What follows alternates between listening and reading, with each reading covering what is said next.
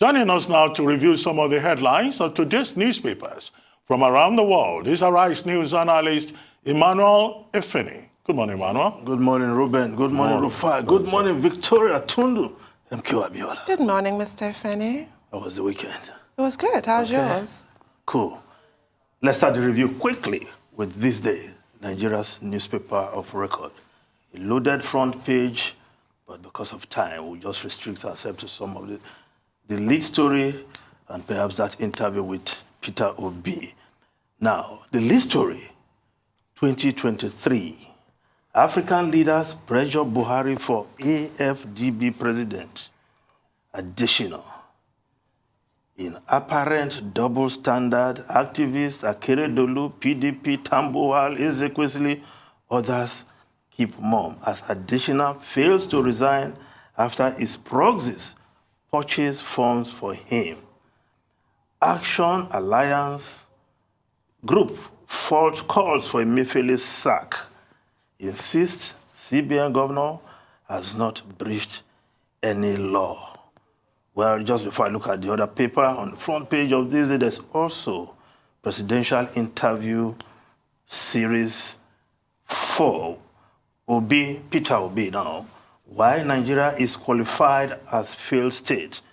Yes, that is why some are saying, come and rescue this state you are calling a failed state, Peter Obi. But will he be given the ticket by his party? If he's given the ticket, will Nigerians vote for him across the geopolitical zones? Well, Peter Obi is still going around trying to garner delegates who will give him the PDP ticket. Wish him all the best. Now, before we talk about this Emefiele story and additional story, because other newspapers are also reporting this. The Guardian newspaper, Emefiele's 2023 aspiration rattles financial experts, lawyer. First one, injection of CBN chief. Adesina points to more complex game plan. He has no moral, ethical reason to remain in office, say lawyers. Head up, petitions ICPC to investigate Emefiele. Now, the Punch newspaper also on the Emefiele alleged ambition. Emefiele heads for court as anger spreads over presidential ambition. Hires Ozekome to seek consular interpretation amid rising criticism. APC chair confirms CBN's governor's membership, says he registered in February 2021. Emefiele's action could compromise bank's integrity, ex-director, senior advocates of Nigeria.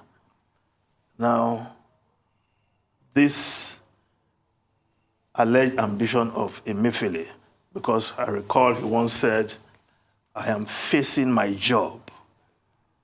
But some groups already purchased ticket for, purchased the form. I think they said they were rice farmers. So what is Emefiele doing? Does he want to run? Does he really have ambition? Why not come out and let us hear? But far from, perhaps different from what he said the last time, I am facing my job. This time he seems to be listening to a voice from somewhere before he can either decline or accept all this proposal. But has he breached any law? The Punch report that he is heading to court to seek clarification. If that report is anything to go by, it means Emefiele is interested. Godwin Emefiele, does he have the right to contest like any Nigerian? Maybe yes, but can he do so as central bank governor? That is a matter of contest right now, and lawyers are of divergent opinion on this matter. But the battle to get the ticket of the political parties, the major political parties still on? Well, in this case, as we have been told by the chairman of his ward in Ika, somewhere in Ika local government area, yes, Emefiele is a member of the APC. So, and some groups have already bought for him. Will he throw his hat in the ring? Well, will he resign? If the chief law officer of the land is contesting, that's the Attorney General of the Federation, is contesting without resigning, perhaps is pointing to what others should do, that there's nothing illegal contesting, picking forms while you are serving in a public office. But that in itself needs to be tested in the court, not just the view of the Attorney General. Of course, that matter is in court. Section 8412 of the Electoral Act 2022 is still being challenged. The National Assembly is saying all must comply with that provision, and that is why they are contesting the ruling of that Umuahia court at the level of the appeal court.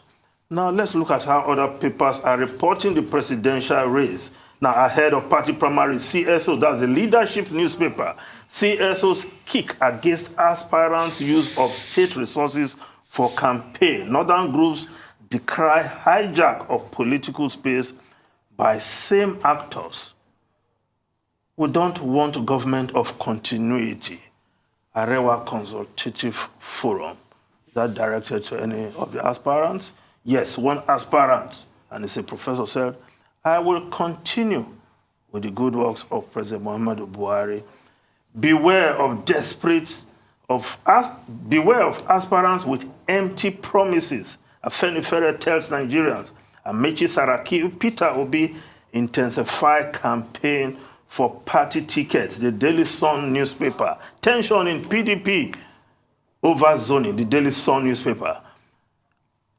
Convention Committee, Atiku, Tambuwa, and Wike, others split NEC. That's the NEC of the PDP. What will be the final pronouncement of the PDP on zoning? Will it be thrown open? Will they tilt to the southern zone, the south, as all expect, in the spirit of zoning, which the constitution of the party talks about, rotation of power between north and south. Now, the Nation newspaper, APC, slams 9 conditions on presidential aspirants. The Nation newspaper. Contenders barred from taking party to court. Some of those conditions listed in front page of the Nation newspaper.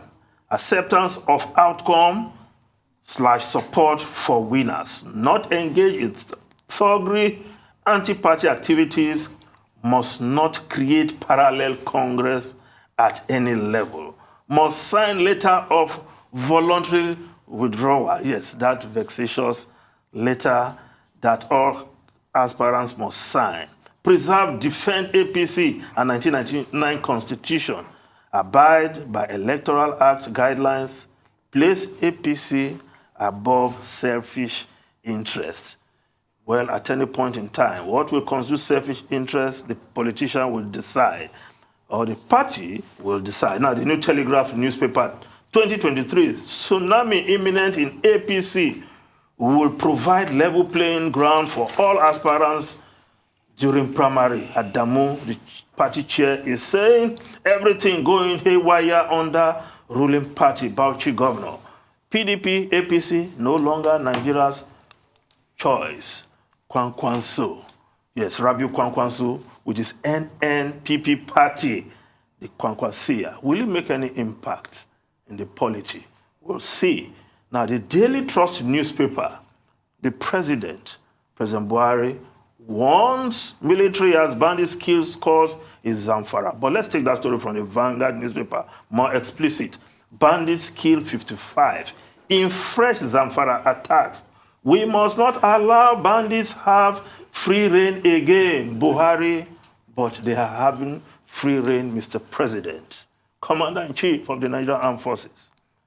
We cannot continue bemoaning deaths of innocent Nigerians every week. Now, the foreign newspaper, quickly, the Times of London, bonfire of EU laws in bid to boost economy. Yes, Boris Johnson, the Prime Minister, plans revival of Brexit reboot. Yes, whenever the Prime Minister is in trouble, he just resort to Brexit.